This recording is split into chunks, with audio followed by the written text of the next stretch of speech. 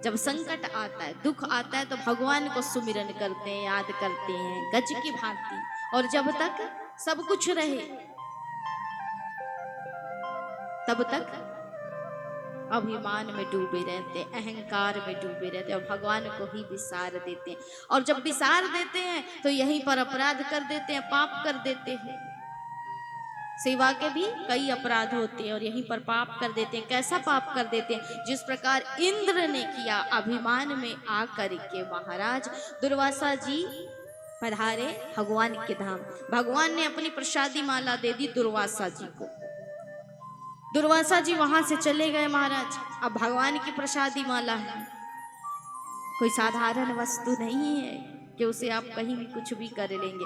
दक्ष महाराज की कथा पता है ना, इसीलिए दक्ष महाराज की ये दुर्गति हुई थी, क्योंकि उन्होंने भी यही अपराध किया था। दुर्वासा जी ने ही भगवान के धाम गए और माला लेकर के आए, भगवान की प्रसादी माला प्राप्त की। भगवान ने प्रसन्न होकर के ऋषि को दे दिया। अब वो लेकर के आए और दक्ष महाराज ने उनसे वो माला मांग ली महाराज, क्योंकि भगवान की माला हमेशा ताजी रहती है और उसमें से सुंदर सुगंधी निकलती रहती है।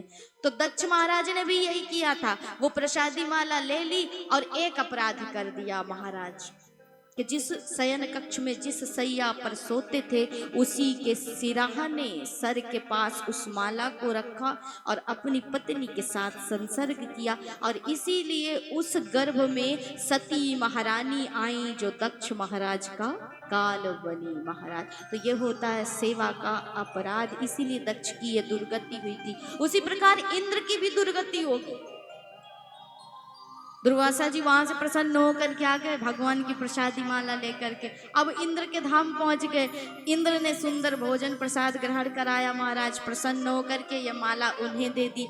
इंद्र ने वो माला ली और पहना दी किसे? अपने हाथी को, ऐरावत को। अब बेचारा एक तरह से कहिए तो पशु है, क्या जाने वो, तो उसने उस माला को उतारा और अपने पैरों के नीचे कुचल दिया। दुर्वासा जी ने देखा और देख करके बड़े क्रोधित हुए कि तुझे बड़ा अपने धन का पद का अहंकार है, इसलिए जा मैं तुझे श्राप देता हूं कि तू लक्ष्मी से वंचित हो जा। अब महाराज हुआ यही, दैत्यों ने जाना कि इनको तो श्राप लग गया है, अब इनके पास लक्ष्मी तो रहने वाली नहीं, इनके ऊपर आक्रमण कर दिया। बेचारे मारे मारे फिरने लगे। भगवान के पास जाकर के उनसे निवेदन किया। तब प्रभु ने कहा कि एक ही उपाय है कि अब समुद्र मंथन किया जाए। महाराज इतने बड़े समुद्र को कौन मथेगा? छोटी सी मक्खन दही मथने की बात हो तो अलग बात है कि रई मिल जाती है, लेकिन इतने बड़े समुद्र को मथने के लिए रई कहाँ मिलेगी? वो तो बनी बनाई रखी है। मंदराचल पर्वत को बनाया गया रई और वासुकी नाग को बनाया गया रस्सी। एक तरफ देवता एक तरफ दैत्य। भगवान ने यहाँ पर एक और अवतार लिया, कच्छप अवतार। भगवान ने नीचे आ गए, भगवान की ही पीठ पर उस मंदराचल पर्वत को रखा गया और समुद्र मंथन आरंभ हुआ। अब महाराज समुद्र मंथन जब आरंभ हुआ तो अमृत निकलना दूर की बात, विष निकल पड़ा। अब विष निकला कौन सा? हलाहल विष, जो संसार को जला डाले वो विष महाराज। तो अब प्रभु से फिर बोल पुकार लगाने लगे कि भगवान हमारी रक्षा करो। भगवान ने कहा अब हम रक्षा नहीं करेंगे, अब हमारे सखा रक्षा करेंगे, हमारे भोलेनाथ रक्षा करेंगे, उनको बुलाओ। भोलेनाथ को बुलाया गया। प्रभु ये विष पीना है। बोले देवता बड़े चतुर हैं, माखन मलाई खुद पाएं और विष हमें पवाएं।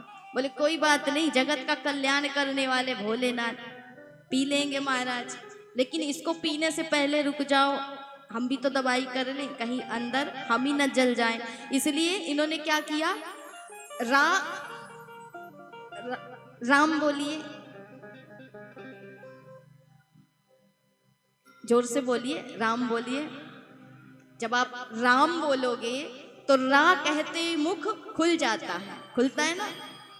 अब मुख खुल गया तो इन्होंने विष को अंदर रखा, रा पहले रख लिया फिर विष को अंदर रखा। अब विष जैसे ही मुख में रखा तो मुख अपने आप बंद हो गया, माँ वैसे भी निकल गया। महाराज आपको माँ कहने की आवश्यकता नहीं पड़ेगी, यदि आप रा कहोगे ना तो माँ अपने आप आ जाएगा, उसको कहने की जरूरत नहीं पड़ती। मुख बंद करोगे तो माँ अपने से आ जाएगा। तो इन्होंने मुख में उस विष को रख लिया। लेकिन महाराज अब मुख में कब तक रख सकते थे? बाहर निकाले तो सृष्टि जल जाएगी, अंदर ले जाऊं तो हृदय में बैठे मेरे राम को कष्ट होगा।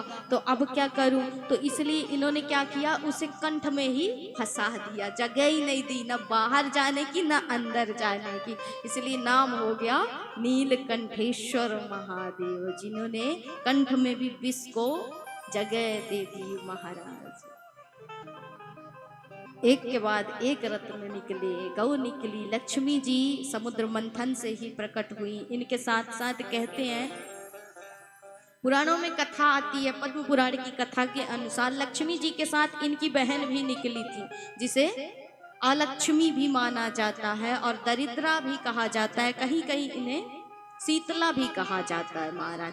तो ये जब लक्ष्मी जी प्रकट हुई तो लक्ष्मी जी को तो सब प्राप्त करना चाहते हैं, अलक्ष्मी को कोई चाहेगा? दरिद्रा को कोई चाहेगा महाराज? कोई नहीं चाहेगा। कौन चाहेगा कि मेरे घर में दरिद्रता आए?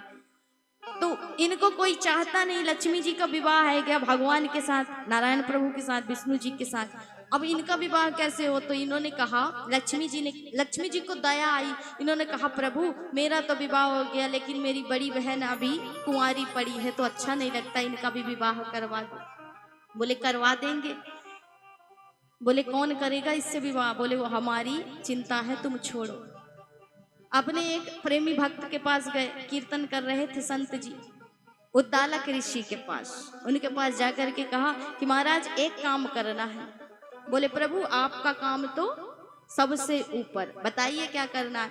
बोले विवाह करना है। कर लेंगे आपकी इच्छा है तो, लेकिन लड़की बड़ी विचित्र है, दरिद्रा नाम है। महाराज कोई बात नहीं, आपके लिए तो किसी से भी विवाह कर लेंगे, मेरे भगवान की इच्छा है, कर लेंगे। विवाह कर लिया। विवाह करके उसे अपने घर लेकर के आए तो वो महाराज उल्टे लौट गई, मैं नहीं रहूंगी इस घर में। क्यों नहीं रहोगी? क्योंकि इस घर में भजन कीर्तन होता है, ये तो मेरी बहन लक्ष्मी का घर है, तो मैं यहाँ नहीं रहूंगी। तो बोले कहाँ रहोगी? बोले उस घर में रहूंगी जहाँ ना कभी सफाई होती हो, पवित्रता ना हो, गंदगी हो, जहाँ कलह हो, आपस में झगड़े हो, वहीं दरिद्रा का निवास है महाराज। तो मैं तो यहाँ नहीं रहने वाली। लौट करके फिर आ गई। लक्ष्मी जी ने कहा, जी कहाँ बात भाई, काहे को लौट करके आ गई? एक दिन भी ससुराल में ना टिकी। बोली कि देख मेरे योग्य लड़का नहीं मिला, मेरे योग्य घर नहीं मिला, इसलिए मैं वापस आ गई। ठीक है प्रभु, अब ये वापस आ गई, अब क्या किया जाए? तो हमारे सनातन धर्म में, हमारे हिंदू धर्म में महाराज पुनर्विवाह का तो प्रचलन नहीं है, तो इसका विवाह हो नहीं सकता, ये मेरे साथ रहेंगे। भगवान ने कहा ये मेरे साथ है। तो लक्ष्मी जी ने कहा कि हमारी बहन को हमारी सौत बनाओगे? बोले नहीं देवी, रुक तो जाओ, हमारे कई रूप महाराज। तो तुम तो हमारे साथ क्षीर सागर में रहोगी और ये हमारे साथ कहाँ रहेंगी? मैं बन जाऊंगा पीपल और ये मेरे साथ वहीं निवास करेंगी महाराज। इसलिए आपने देखा होगा ना, दरिद्रा को खट्टी और तीखी चीजें बहुत पसंद होती है, ध्यान रखिएगा। तो अक्सर आपने देखा होगा ना, लोग दुकान हो मकान हो बाहर नींबू और मिर्ची लटका करके रखते हैं कि यहीं से पान करके यहीं से वापस चले जाना।